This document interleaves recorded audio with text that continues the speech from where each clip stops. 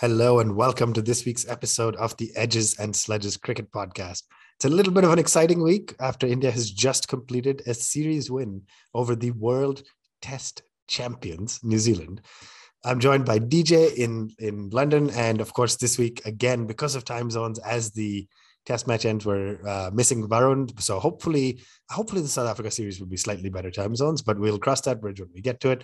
DJ, before we get to the world of cricket, a lot happened in the world of podcasting this week, right? And, this is a little bit of a selfish segment, but I want you to start with how you started last week's episode. You were hosting last week's episode, and you specifically put a call out there saying, hey, how come you guys haven't reviewed us? Why haven't those of you who listened week in, week out and post on Twitter, why haven't we gotten reviews? And what happened? We got this really beautiful review from Melbourne, right? I'm going to read out some of it. It says, hello, my name is Varun. And obviously shares a name with one of our podcasters, Varun Garg. And I'm currently in Melbourne for my studies. As a typical middle-class Indian boy, cricket is not a game. It's platonic love. I miss cricket after moving here due to the job as well as study. But listening to you guys keeps that love alive. I used to do a job, and this podcast is my best friend during the work, so thank you guys so much for that. Appreciate your work. My favorite episodes are the Gabba Test and the Lord's Test 2021. I get goosebumps whenever I listen to these episodes.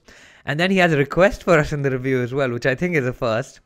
I'm a big Kohli, RCB and AB de Villiers fan, so I request you to do some more content on RCB. He's saying, just saying, don't need to take it seriously. You guys are already doing a great job. Wish you all the best for your upcoming episodes. Waiting for it eagerly. Thank you. That is... Varun, thank you so much for that heartfelt review. You can feel the warmth coming out from the page, man. I still get overwhelmed when people write in with stuff like this, and I think this takes us neatly onto the next point, right? Yeah, I couldn't agree more. Thank you so much. And again, you guys know we do this for fun. We do this over and above our day job. So it means the world when we get any nice comments. And it's been a great week. We were also made the finalists. We were nominated and then selected as one of the top 5 finalists for the culture and entertainment category, I think. You miss comedy because obviously culture, comedy, that's what we bring to but the world of cricket. Yeah, but I'm not the funny one, I was told. Varun is the funny one. You're the middle of the road. I'm the serious one. But anyway, I think that's kind of like Ashwin's role in the cricket team, right? He's not the funny one. He's the guy who does all the hard work. Let's put it this way. We got nominated for culture, which is me, entertainment, which is you, and comedy, which is Varun, right? Honestly, I'll take entertainment. That's pretty good. I'm not complaining about that. Culture is the most boring one anyway. Yeah, anyway, no comment on that last step. But we made the finalists. Unfortunately, for those of you who follow us on Twitter, shouldn't have been nominated for a podcast finalist when I stumble on words like that. But anyway, you already know we didn't win. But it was an incredible honor to be selected as a finalist. And more than that, the outpouring of love we got from all of you was so, so appreciated. So again, a huge thank you to everybody. And finally this week, as all of your social medias have been overtaken, as mine has for sure, it was the week that Spotify Wrapped came out, your 2021 summary. And again, completely blown away and overwhelmed by the number of you who sent us messages, posted, tagged us in tweets on Instagram, Facebook, everywhere. With being one of your top 5, in many cases, your number 1 podcast. So we are overwhelmed, humbled, just very, very appreciative, hugely thankful for every single one of you listeners. You make this podcast worthwhile. We're so happy to put it out every single week and so happy to hear from every one of you. So please keep sending stuff in. What a great way to start the episode, right? So good. It's been overwhelming, genuinely, this week. It's just been like, you feel the love coming towards you. And as you said, for 3 guys who started off doing the podcast just for fun, getting together and just chatting, it still feels so surreal when you have all of these people writing into you. It's amazing. So please keep doing that, man. Every one of you writing into us is special. So thank you for that. Yeah, every time I see a tweet, my response is something like, or on Discord. I haven't even mentioned our Discord, which is unbelievable. But we're just incredibly lucky. We have the best listeners. And it sounds like a humble brag. And I'm not saying that. It's no fun. It's no fun without listeners who engage and participate. So we're incredibly thankful. So, but if I spent the next 30 minutes talking about listeners, we'd probably lose some of our other listeners. But so we're going to pivot and talk about the cricket. India has just thrashed, I think is an appropriate word, New Zealand by 372 runs. What could have likely been an innings defeat, but due to a strategic choice, wasn't.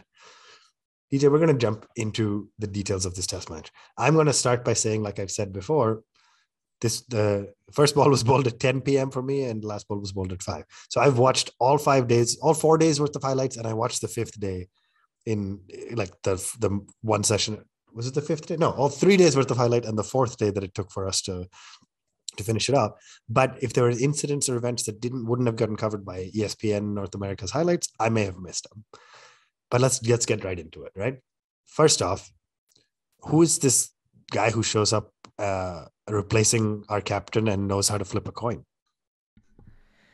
Yeah, and seemed to have quite a lot of energy in the field and seemed to win us the test match, which we failed to do in the first round. No, so I mean, Kohli was back. The king was back. The last innings he played at the Wankhede in a test match was, as social media told you, a double 100 against England. So it was a Super Saturday and it was King Kohli. Yeah, I think it was 2017, if I'm not wrong. It was actually before this podcast started, Ashwin. That's how long ago that double 100 was. What are we at? 205 episodes. That's amazing. Yeah, we hit our double 100 since Kohli hit his double 100. Yeah, we were still writing blogs at that point at One to One Hand. Amazing. So, yeah, but yeah, Kohli was back. The interesting point was the captain from the last game. Yeah, let's talk about that. So yeah, let's talk about that now. So magically, and maybe I shouldn't be as snarky or sarcastic as I'm feeling right now, but somehow magically, Jadeja, Ishant, and most interestingly, Rahane picked up a niggle the night before, and so we're left out. I want to come to you. I can already see you laughing. I think our listeners can hear it too. But I mean, what is happening, right? Like Rahane spent most of the 3 days running back and forth on the pitch. Now, maybe it was not a niggle that would have hurt his running, but would have somehow hurt his batting. I don't know the specifics. They never divulged them. But like we spent the whole gap between the first and second test match discussing who will be dropped for Kohli's return. You posted a stat, should it be Pujara, Mayank, or Rahane? It was obviously unfair to drop Iyer and Gill. And obviously that was basically your options. But amazingly, Rahane got injured. So there was no question of discussion about him being dropped. What's happening? It's the famous niggle, dude. It's the niggle that came in. But the only thing that I thought when these 3 guys sat out conveniently was like the last time this sort of happened was like 3 guys in my college went out to watch a movie late at night. And when they were coming back, the auto had an accident. I shouldn't laugh. They're all fine now, but their auto had an accident. But that's the only thing I can think that all 3 of them happened. They all went out to watch a movie at night in Bombay. I don't know, Maratha Mandir, if it was still playing DDLJ or something. 3, Ishant. I can actually see Ishant, Jinx and Jadeja going to do that late at night. Yeah, that actually seems on brand for all 3 of them somehow. So, all right. And so the auto meets with an accident and these 3 guys are suddenly magically out. Mayank keeps his spot, Iyer keeps his spot, and in comes Jayant Yadav. Super crazy, man. I posted a blind stat with their averages in the last few test matches, right?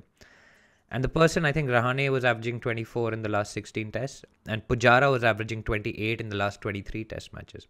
Mayank averaged 43 in, I think, 15 or 16 test matches, and there was chat about dropping him, which was absurd to me. It was like completely it would have been a bizarre call if they dropped Mayank. Yeah, and in hindsight especially, right? So let's talk about what happened. Mayank and Shubman Gill go out to bat, right? It's a good start, right? The first session, and again this delayed start, which is a whole different discussion about why there was a delayed start despite no real reason for a delay. It's been long enough since it rained and things like that. But anyway, delayed start because of unfit conditions. It started, and I was watching, got to 80 for 0. Pretty good, right? A lot of talk. I know there's no spoil. It's not a spoiler, but a lot of talk about Ajaz Patel, right? Excellent left arm spinner. Has been playing for New Zealand for a few years, but born and raised in Mumbai. Played till he was 8. I think we talked about him in the last episode. Grew up. I said we should drop him. New Zealand should drop him. Bring Santner or somebody as an Oish Sodhi or somebody, and then.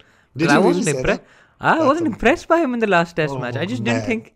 This is like the worst call in history. Yeah, maybe the worst. And I'm owning up to it, guys. This is why the Ajaz and Sledges Cricket Podcast is what it is. You have to own up because somebody would go find the clip from the previous episode and save it and just associate it with you forever. Yeah. But 80 for 0. And then within the span of, I think, 8 balls bowled by Ajaz across the 2 of his overs, first, Shubman Gill goes, right? Beautiful ball, edged it to Ross Taylor. Then Pujara comes in at 3. And just walk me through that, right? Pujara and Kohli are apparently on paper, at least till a few months ago, so the best 3 and 4 in the world. But the scorecard leads both out by Ajaz Patel, duck. Yeah, it's surreal. You're 80 for none. Shubman actually comes down the track the ball before he gets out, and Blundell misses a stumping. And the next ball he edges to tailor its slip. Then Pujara comes in, pokes around. There's a LBW review which he survives because the ball is sneaking down leg side. He dances down the next ball, gets bowled, and it's just he's yorked himself effectively. And it's a shot Pujara never misses. Yeah. He never misses that shot. Yeah. So he's missed that. And then, of course, King Kohli's walked in. He's apparently taken the week off to work on his red ball game, and there's all that chatter. And, of course, the whole chatter is like, who is he going to replace in the 11, which was the Rahane, Mayank, Pujara debate early on. He's replaced Rahane effectively. And then, possibly, it's a good shout. But I have to say, to the naked eye, when you're watching that in real time, it does look like it has an inside edge. It does look like the ball deviates off the bat into the pad. It was given out on field, and then after an incredible amount of time, Virender Sharma, I think, was the umpire, and we'll talk in the last bit of this episode to my sister and my brother-in-law. So for once, the Chuck siblings are going to outnumber the Garg siblings on the show, which is great. That's awesome, actually. Yeah, the umpiring was like he couldn't find conclusive evidence to overturn that. And Kohli was shocked. The crowd was telling him, ek do, umpire ko phek do. And it was just, you could see how disappointed Kohli was, because you can see how that would have quite easily been given not out on the field and then would have stayed not out. If there's doubt, the benefit should go to the batsman on the field. Now, if you're giving it out on the basis that, okay, they have the option to review, that no longer gives the benefit of the doubt to the batsman anymore, does it? Because the benefit of the doubt is to the umpire once it goes up. Correct. And so his decision is upheld. It's really interesting, and I may get the data wrong, but I was watching the highlights with a friend of mine who's not a big cricket fan, but is a big football or soccer fan. And we paused at the Kohli discussion or dismissal and had this detailed discussion. And the discussion was specifically in football, VAR used to be needs conclusive evidence to overturn, right? And they recently, I may be misquoting this, so please let me know if I'm wrong, but they recently changed it to say, hey, if it's so close that it's not inconclusive, the benefit for the offside call goes to the striker. Meaning, we want the goal to happen. It shouldn't be you were offside by one finger or one hair or whatever that is. The benefit goes to the striker, which is an equivalent parallel for me here. What you're saying is the current look, I think ultimately the decision was made based on how the rules are currently written. I think when you have decisions like this, it makes you question how the rules are written. Similar to boundary count. We've had a few of these in cricket over the last few years, right? It definitely makes you think, hey, if it was so clearly unsure whether it's out or not, then defaulting to the decision made by the naked eye takes away the importance of the third umpire altogether, right? Yeah, and it takes away the benefit of the doubt from the batsman. You're right about the VAR. I've just checked that rule. Attackers get the benefit of doubt on VAR. Right. So well done on that. It's been a great week for sport. Did you watch the F1? I don't even watch F1. I didn't. I read all about it, but I'm a Manchester United fan. I can't they won wait. 2 games, so it's been great. We've got completely distracted, but that dismissal, I felt like it could have gone the other way, genuinely, and disappointing for everyone watching. Completely agree. So, and sorry, there was one more point actually. No hotspot. There was no hotspot or ultra edge. Yeah, interesting. I didn't think about that. Yeah. Well, first off, we could spend the whole episode talking about this, because basically he said, hey, I can't tell if it hit the bat or pad. He went back to the on-field umpire, said, you have to give it out. And the on-field umpire is like, wait, did you check ball track? This is an LBW referral.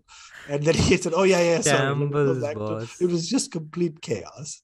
Yeah. But back to the innings. Mayank is standing on the other end, batting beautifully as it goes from, I think he was on 30-ish. 32. It goes from 80 for 0, 80 for 1, 80 for 2, 80 for 3. Gill, Pujara, Kohli, all back in the shed.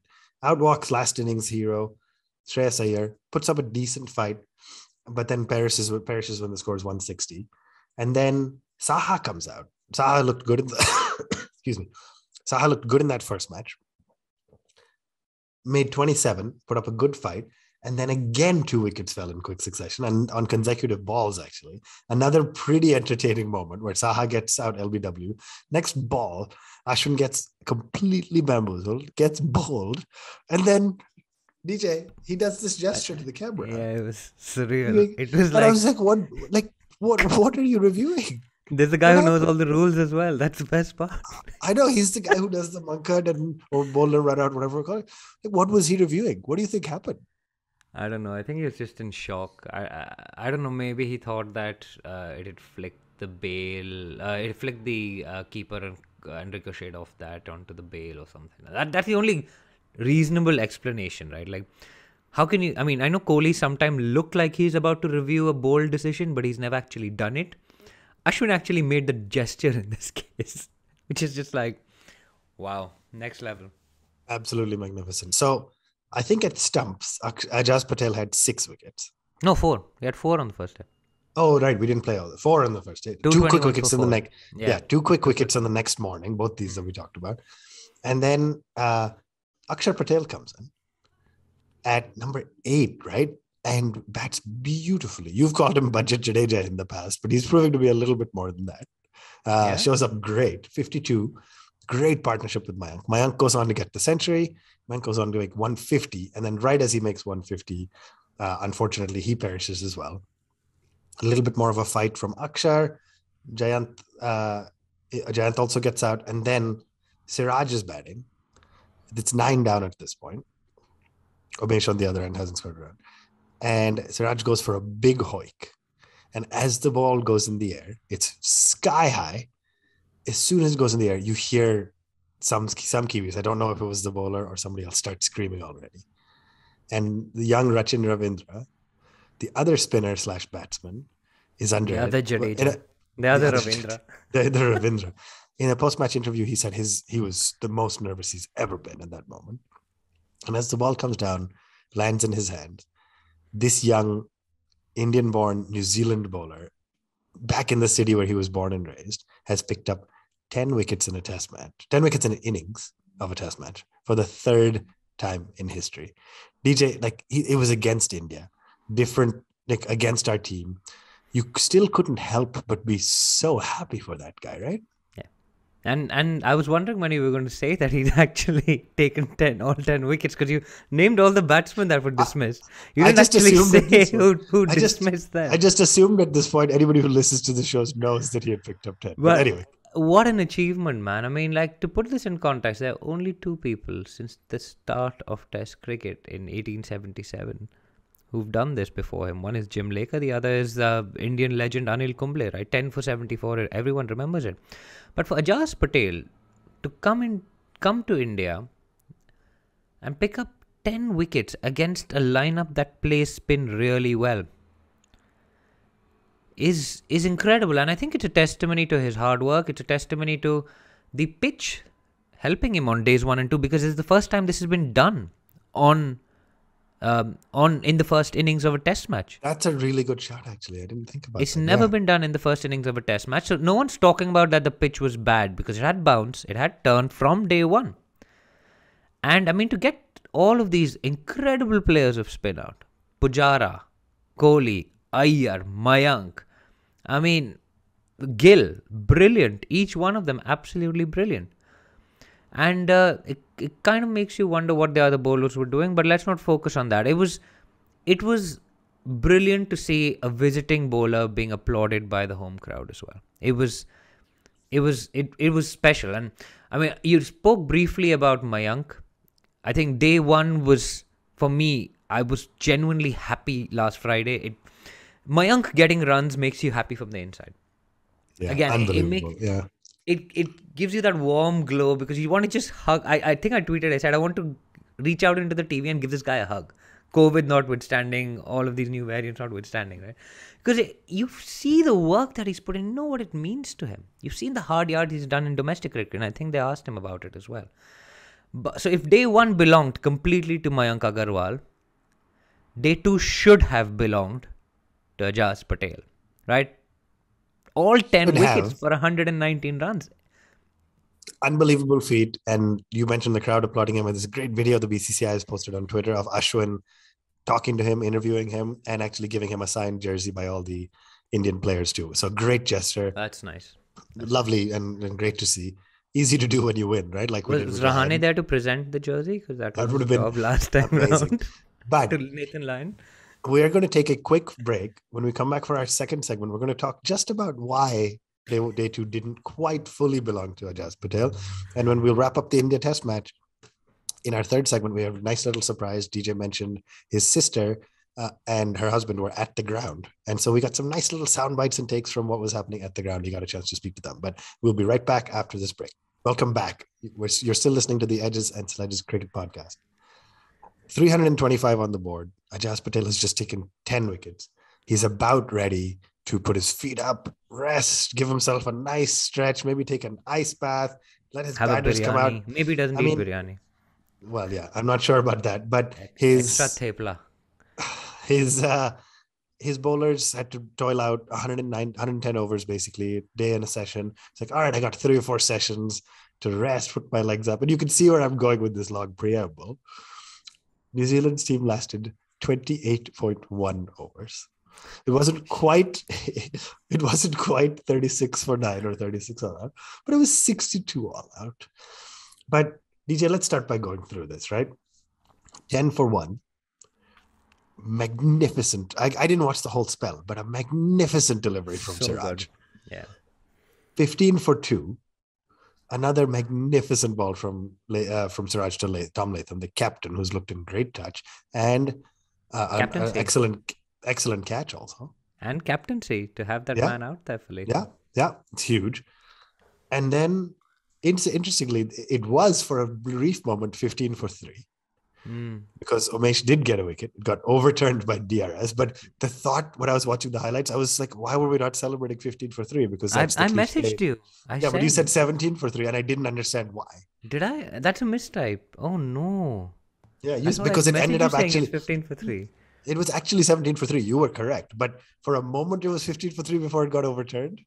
And then 2 runs later, Ross Taylor gets dismissed by an absolute jaffa from Mohammad Siraj. So imagine a left-arm spinner picks up all 10 wickets. You think this wicket's only helping the spinners, etc. And Siraj comes in, didn't play the first match, breathes fire. What a start, right? You can't ask for a better start than 17 for 3 against the number 1 test team in the world without Kane Williamson in the lineup. Yeah, and for that brief moment, I was reminded of Lords, the fire that the Indian quicks were breathing. Like, when you saw the stump go flying from Ross Taylor, that was like, oh my God. And my sister and my brother-in-law were at the ground, and they were like, and you'll hear what their reaction was and what the crowd's reaction was. But I mean, that was adrenaline, right? You could feel it pumping. It was, again, that you wanted to be screaming at your television again. Of course, there wasn't the emotion of the Lords and the Oval Test match. But I mean, Siraj, man, what a bowler, what a player. Absolutely incredible start for the Indian team after 325. And then it felt like the fight sort of went out of New Zealand a little bit after that. That's what I was just going to say. Is there's not much to say about the rest, but it's amazing for me. And I'm a big fan of his, obviously, but that for Ravi Ashwin to pick up 4 for 8 and me to say, not much to say, it was kind of par for the course, is unbelievable. The bar he has set for himself. And he picks up his first wicket on the first ball, just comes in easy, goes through the left-hander, bowls. Right? Yeah. Easy game. I wonder whether Ajaz Patel had even finished replying to all his congratulatory messages before he was bowling again. It was interesting because he batted at 11 and he doesn't normally bat at 11. Oh, he does. Right? He batted out the last test match. Did he bat out the last test match? Oh, you're right. He did. You're right. So maybe he did. So, maybe Ajaz should have been man of the series because there was a lot of chat about why we didn't give him man of the match, apparently. Ajaz was the only... Oh, interesting. Ajaz was the only guy who we couldn't get out in the first innings. So 62 for 10. He was the not out. We didn't get him out in the last 3 innings he's played, actually. Oh, man. Maybe he should be batting at 7. Yeah. Maybe he's the budget Jadeja. The only... I don't love that expression, so I'm going to ignore it. But budget Jadeja. The only thing I'll say is in the 60 of the remaining 7 wickets that were split across the 3 spinners, great fielding. I wanted to call out some excellent catching both innings. Shreyas Iyer was at short leg at one point, I believe. Kohli picked up a couple of good catches in the slips. I might be confused the first and second innings. He got a good catch of Will Young, yeah. But some great fielding across the board. And then let me talk to strategically. Honestly, the rest of the match kind of, once you lose a 260 run lead, it's very, very, very difficult to recover. But let me ask you about the decision to not make them follow on. In theory, to the untrained cricket fan, you could say 260, you just got him out for 60, get him out 10 more, get 10 more wickets, and then call it a day. You could be done by day 3. What was it strategically that made Kohli say, let's go bat again? So this was day 2, right? Like this is halfway through day 2. Yep. You would, I guess the reason was that you wouldn't want to let New Zealand back into the game at all. Because remember, we only scored 325. They may have scored 62. But that only leaves you with the 270-ish run lead. And so you don't want New Zealand to have any foot in the game. Plus, you would, if you enforce a fall on, be batting last on a pitch that is already taking turn, right? And we've seen Murli Karthik, who's now on commentary, but used to be a pretty good left-arm spinner himself, I think, and Harbhajan Singh bowling the Australians out for 93 on a wearing Wankhede pitch back in the day, right? Chasing 125. So there's no point in taking that risk at all. So I'm totally fine with that. You have so much time left in the game. It's hot. Why would you put your bowlers out there again? Just grind the Kiwis into the dust. There's no weather around anymore. And so, totally fine decision. Dravid explained it as well, saying these guys don't get to play that much top flight cricket. Someone like a Jayant or someone like an Iyer, the more we can expose them to this kind of cricket, the better. And so, fair enough, man. Like, Gill got runs, Pujara got runs, Kohli got a few runs, Iyer got a few runs, Akshar got a few runs. So, no harm at all in giving these guys game time. And, I mean, we still won with a day and a half left, right? So, like, totally fine with that. Absolutely agree here. I think when there's no weather around and you can fatigue the bowlers, completely agree. So India came out to bat again. And I think at stumps we were 69 odd for 0. Yeah. So another gritty knock from Mayank. Pujara looked much better this innings. He had a 6. Which is very exciting. But also worth noting, he came out to opens. Gill was a little bit slightly worse for the wear. I don't know if he hurt his hand, I think. He got hit while he was fielding at short leg, and then he dropped a catch, and then he pretended like he'd hurt his hand. Do you think that's what it was? He eventually did come out to bat, but anyway, ended stumps at 69 odd for 0. Came out the next day, continued batting well. Mayank gets another 50. I mean, how great to back up 150 with a 50 the next innings. 62 for Mayank, 47 for Pujara, 47 for Shubman Gill, and then 14 odd for Shreyas Iyer when he got stumped, which was a tough call, but right on the line. But at this point, India's 211 for 4, which would be, a 470 something run lead. But Ajaz Patel has taken 14 out of 14 wickets in the match. So now the discussions are starting about, will he get to 19, which was Jim Laker's record? Can he get all 20? Can he get 20? Would Kohli ever do a Sehwag-esque move that if we go 9 down, and just to avoid him getting the 20th, we declare at that point? They should have done it in the first innings. Just declare with 9 wickets down. Like Dravid anyways declared Sachin. That would be like the same move that he pulled on Sachin. Dude, 194 not out. That would have been too much. Let me talk to you quickly about Kohli. Kohli was the first guy to be dismissed, not by Ajaz Patel. He got out to Rachin Ravindra. He got bowled. And honestly, he got bowled going for a hoik. So what was really interesting is I think by the time Kohli got out, which was 217 for 5, we had 470. At that point, the mandate was, let's just play 20 odd more overs, or 10 odd more overs, deflate these guys. Hit as much as you can. Akshar Patel came out after, hit 41 of 26. Everybody was going for it. So I don't really fault Shreyas and Saha for not getting runs because the mandate was just swing. But Shreyas had a brain fade. Shreyas got out for no reason whatsoever. Yeah, but he hit 2 sixes. Yeah, so but his point, he got out with a nothing one. He just missed one and then he stayed out of his crease. I agree, but he wasn't batting. But he wasn't batting to say, "Let me save my place in the team." He was batting, per the captain's mandate, which I respect. Correct. But talk to me about Kohli. 36 runs, not great, below his average, but better obviously than the duck in the first innings, right? Yeah, but the stats aren't looking pretty still, no? Like you've averaged 18 across the 2 innings. Now when you add all of that up later, like we were looking at Pujara and Rahane's innings as well in the overall context, they're not going to look great. I mean, if you look at Pujara, he averages 28 or whatever it put up, right? That's 56 in one innings and a duck in one innings. So, and that's how Gill averages like 40s, because he scores 40 in every game. Conversely, Mayank scores 150 in one game. This is his third 150 plus 30 score, really. in the next Unbelievable. game. Yeah, if he gets Unbelievable. past 40, apparently gets 150. Crazy guy. But what an innings from him, and what a second innings from him as well. So really well done to him. Outstanding. Basically took the game away. And New Zealand, when they needed 530 something runs, I didn't even do all the math, but basically obscene amount of runs, came 540 out. to chase. 540, yeah. Ended up perishing for 167. Again, great bowling by Ashwin to pick up some of the early wickets at the top of the order. Both the openers, Ross Taylor and Henry Nicholls. 4 of the top 5 batsmen were gone by Ashwin. Jayant Yadav came and did the rest, basically. Akshar got 1. And some resistance from Daryl Mitchell, some from Henry Nicholls. But basically, 167 all out. Ashwin gets his 8th wicket for the match. Ends up getting man of the series, right? Yeah. He won his 9th player of the series in 30 series that he's played. Unreal.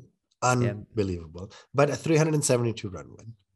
Yeah. DJ, I know we're going to talk to Anisha in the next segment. Anisha, no, Arushi. Arushi. And hey, your wife and your sister have similar sounding names. Don't blame me. We're going to talk to Arushi in the next segment. But like 372 runs.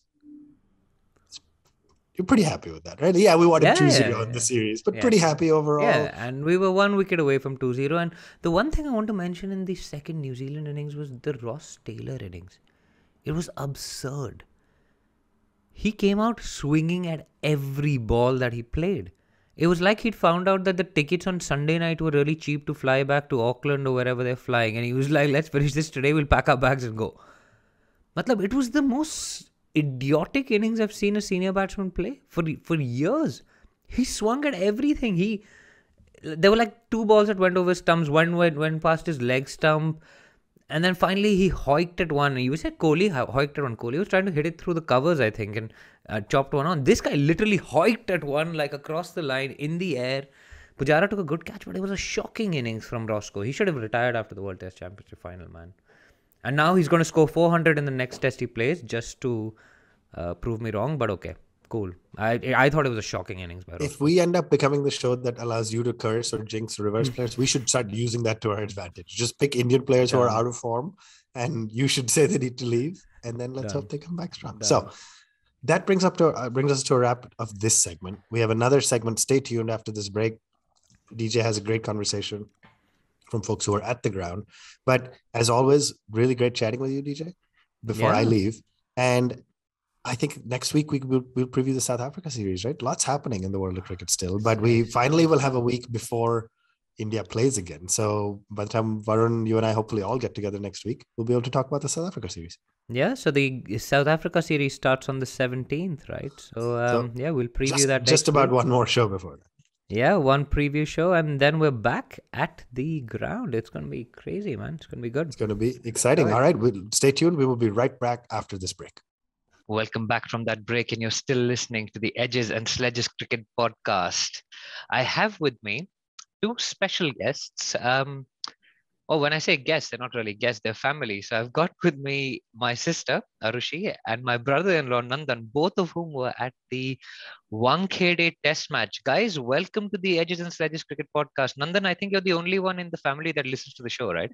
I listen to every single show. Yeah. and our mother also. Yeah, she's quite a dedicated fan of Ajaz and Sledges. Yeah, she hasn't yet made it onto the show, but guys, welcome to the show. So you were at the Wankhede test match. That is pretty impressive. Arushi, this was your first ever trip to a cricket match at a ground? First ever India match. I'd seen one IPL match in 2011 or something like that, Delhi versus Punjab. But yeah, this was much better. So that was at the Kotla in Delhi? Yeah, that was at Delhi. Okay, so I've only ever been to the Wankhede twice. Once to watch India win the World Cup in 2011, which was pretty awesome, and once to get watch Polly Kaka thrash the Delhi Daredevils, being the only Delhi supporter in the crowd, which was not that much fun. But I'm planning anyway, to do you that guys next time. wearing a Next Delhi Wankhede Daredevils, trip. And the okay, next Delhi IPL Capitals match. t-shirt. Yeah, and no, I don't Uh, have one, but maybe I'll get it for this okay, occasion. I think Nandan may need to go as bodyguard, but that's okay. So let's talk about this test match, guys. I mean, India have obviously won the test match. You've got off to a winning start on your India cricket watching career, Rishi. But Yep. talk me through the process of getting tickets to this Wankhede. Firstly, how much was the capacity? How did you guys get tickets? What happened? You'll know that part. Yes, I believe it was like 25% capacity, which was roughly 3,000 Why though? tickets sold. Why was it? Because of COVID scare. Just generally, Okay. Mumbai is anyway on high alert, and they were just being over cautionary towards the new variants and all of those things. So they reduced it after the new variant came out, or it came out only 25%? They reduced it after. No, in fact, they announced the fact that they were allowing only 25% after the Kanpur test. So yeah, that was pretty much after the new variant came in. Yeah. It could have been more people in, but obviously the variant came in. So what's happening these days is also the ticket sales are opening up right before the match day, like 2 days before the match day. When I bought tickets for a test match before, they used to be available online like about 5 days or 7 days before the match. Usually they are. Okay. Also, the other thing that happened was there were only season tickets available. So you couldn't. Oh, so all 5 days. All 5 days, yeah. So you couldn't just watch one day and come back and just book the Saturday and Sunday, second and third days or anything like that.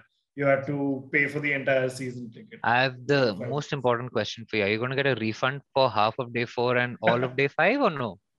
No chance. No, definitely not. Yes. Okay, so you got it online. Looking at India's track record, me and my friends were pretty sure that we definitely wanted to watch the second day, because we weren't sure if the match will last on the third day or not. But we definitely wanted to get the second day in. Yeah. Awesome. So talk me through that second day, Arushi. It's the first day of Indian Test cricket you've ever got to watch.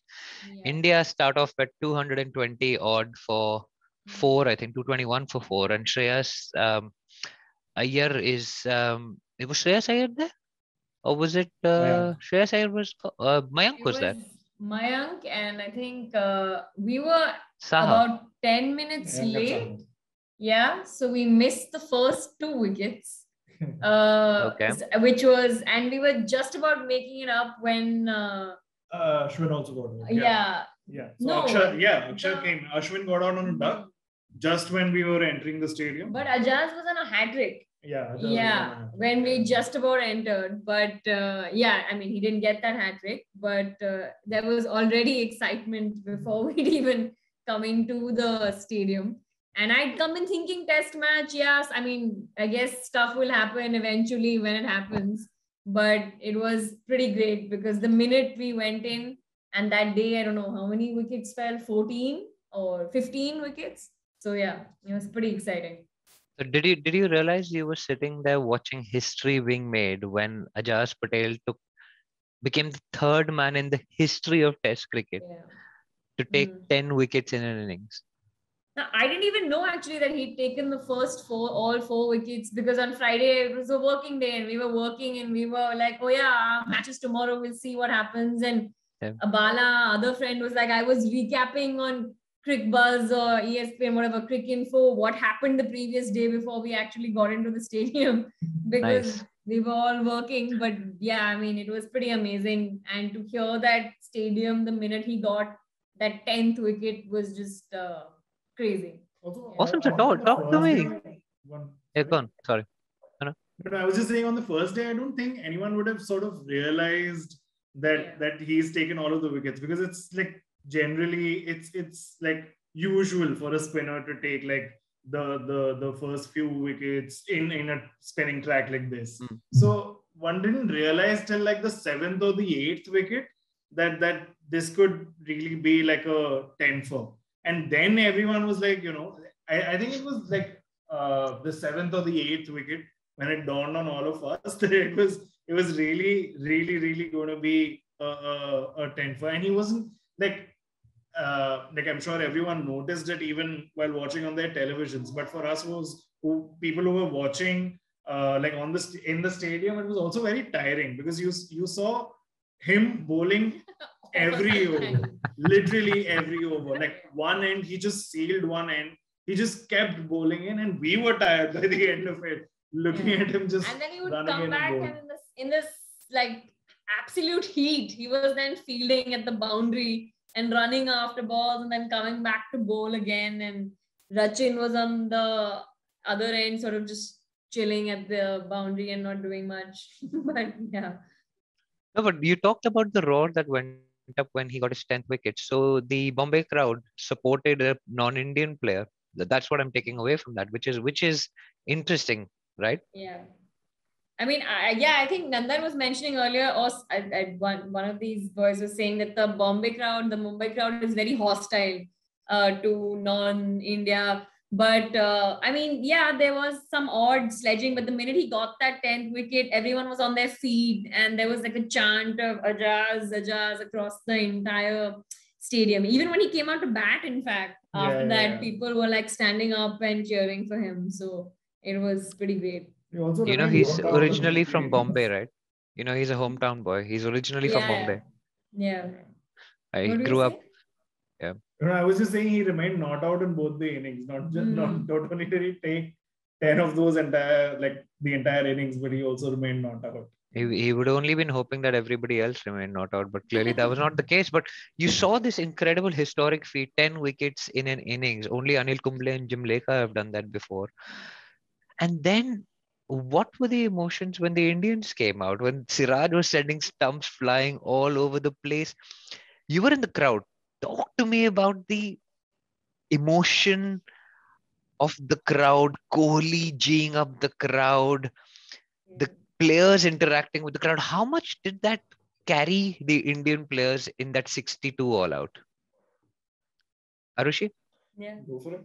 It was, I mean, I think we'd already seen something historic. So emotions were generally high in the stadium and people wanted more. Whenever there's history, you always want something more and we did get more in terms of, I think it was the lowest total against India in a test match or New Zealand's lowest total, I think.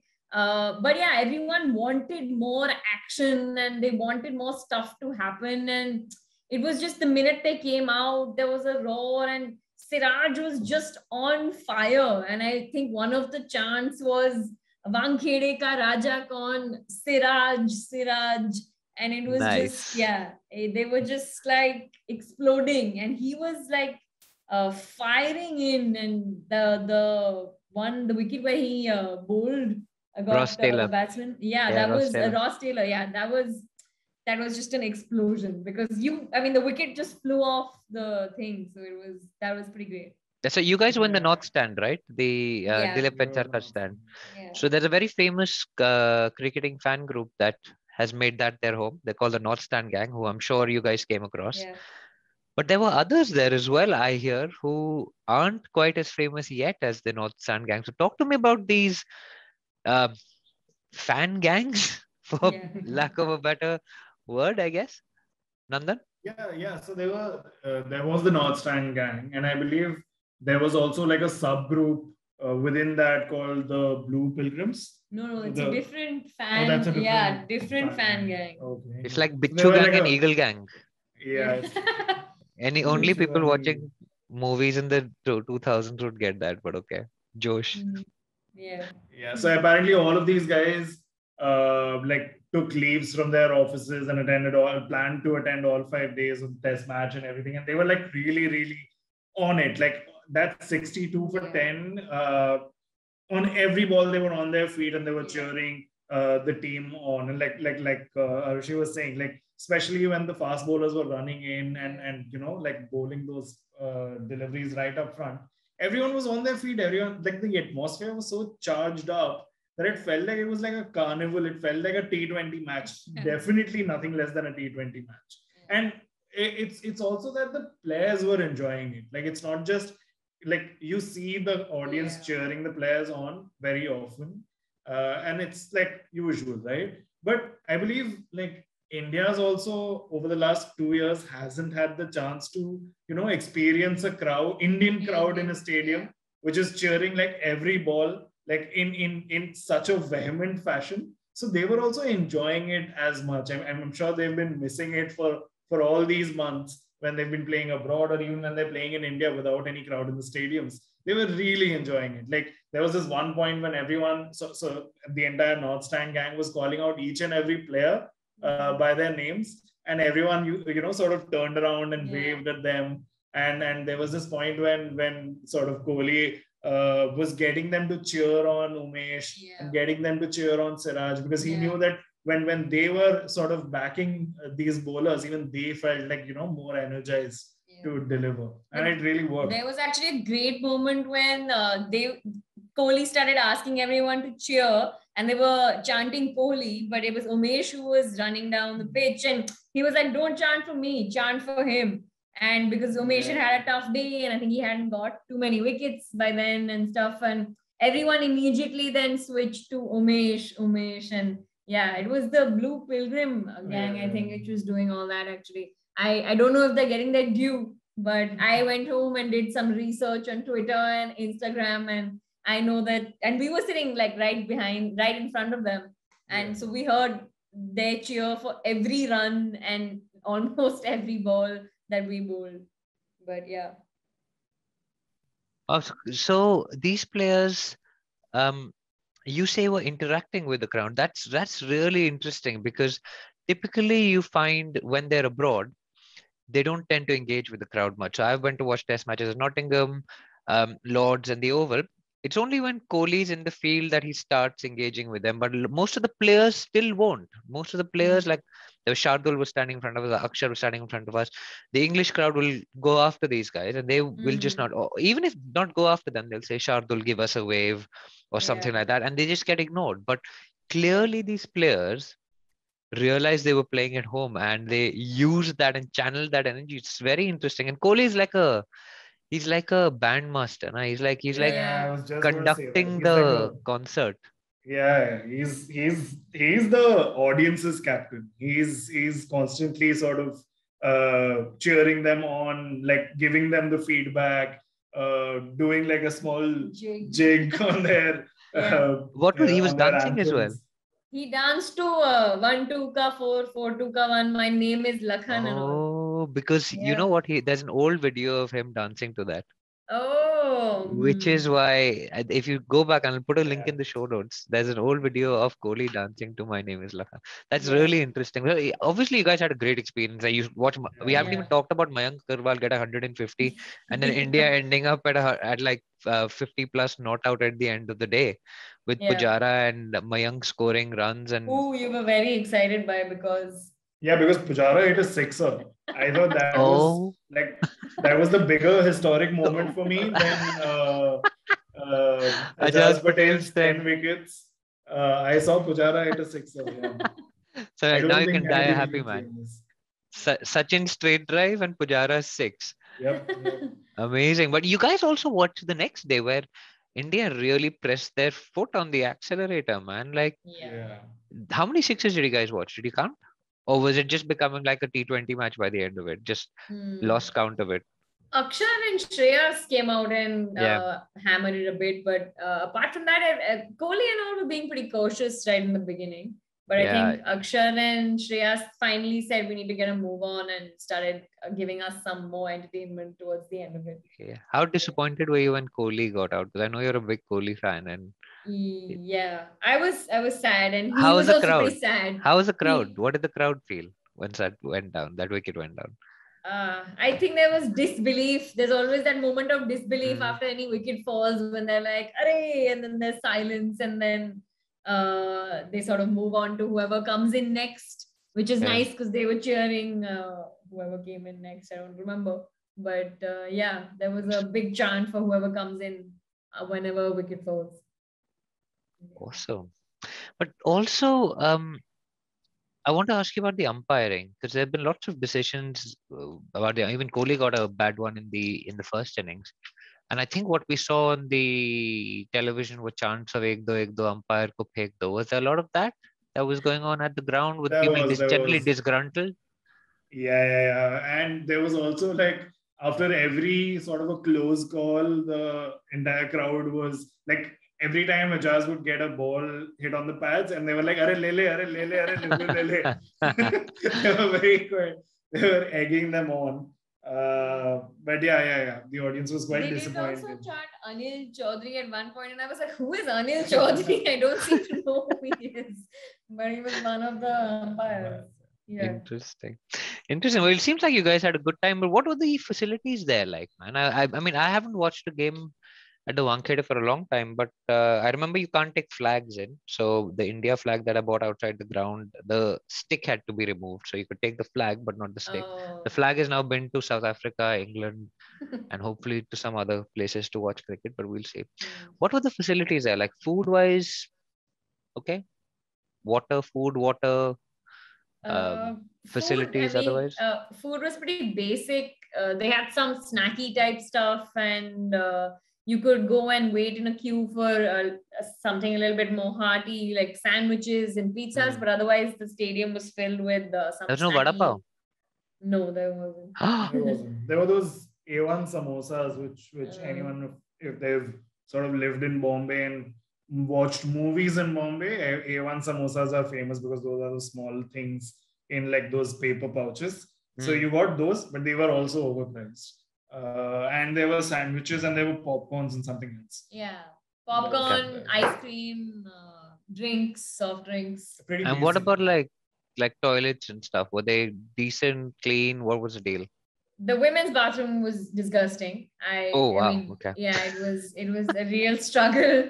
I was in fact considering. It was a consideration point as to whether I should go for the next day at all because the bathrooms were so dirty. This is bad. Yeah. But yeah, I think the men's was fine. But I think men's bathrooms are usually not too much of an issue anyway. But this is the issue is actually then you're basically putting women off from coming to these games by not providing these facilities, which is poor and it's exclusionary, right?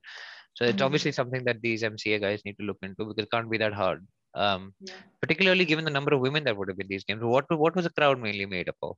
Was it evenly split or? No, not at all. It wasn't evenly split. There were, I don't know, must be a 30-70 ratio, maybe. Yeah, something like that. 4-1, 3-1. Okay. Roughly, So surely you should be providing better facilities. Yeah. Given even that there are such few women, or maybe it's a circular thing. Maybe there are fewer women because the facilities are bad. Yeah. Okay, cool. But yeah, I mean, Nandan, have you watched games in other parts of India? Have you watched games at Nagpur? And how does this experience compare? I'll tell you, I spent a lot of time in Nagpur, and we have the new Jamtha VCA stadium in Nagpur, and we used to have a lot of test matches in the middle then. So what used to happen was it was a little outside the city sort of circumference. So crowds wouldn't usually go for a test match. For a test match, stadiums would be like really, really empty. So they would allow all college students to come in the middle of the day free of cost, and they wouldn't check tickets and all of that. So my college was bang in front of the stadium. I've attended like a lot of test matches and the World Cup warm-up matches and everything free of cost all the time. But from all the test matches that I've seen, which would have been like 2 or 3 before this, this was at another level completely. This was like the sheer energy and the atmosphere was electric. This was literally like a T20 match. And it wouldn't have been the same if we were in any other stand, to be honest. All props to the North stand. Were the other stands quiet then? They were not. They were quiet. They were also much, much emptier than the North stand. I believe a lot of the people who had bought tickets for the other stands would have eventually come to the North stand because everyone was having a good time. Action was there. Yeah. Nice, amazing. Anything else you guys want to chat about before we close? I mean, it sounds like you had a great experience, a winning start to your Indian Test cricket watching career. Yeah. Anything else you want to add? No, nothing. Great experience, but now it's set the bar for all my other test match experiences for sure. Yeah, because your So last let's cricketing experience was watching it rain for 5 hours at see. Nottingham when you came for the World Cup to England. But we Yeah. won't go into that. Guys, thank you for making the time to join us on the Edges and Sledges Cricket Podcast. Maybe other members of the family will want to start listening to the podcast as well at some point. So now I can actually see my sibling has been on the show as well. Because I run it with Varun and Ashwin, who are siblings. So at least in 204 episodes, I get one episode with my sibling as well. So, but guys, thanks again. And yeah, I'm sure you're looking forward to the India tour of South Africa already. So, catch you then. Absolutely. Yep. Thanks for having us. Thanks. Okay. Bye. Bye bye. IVM.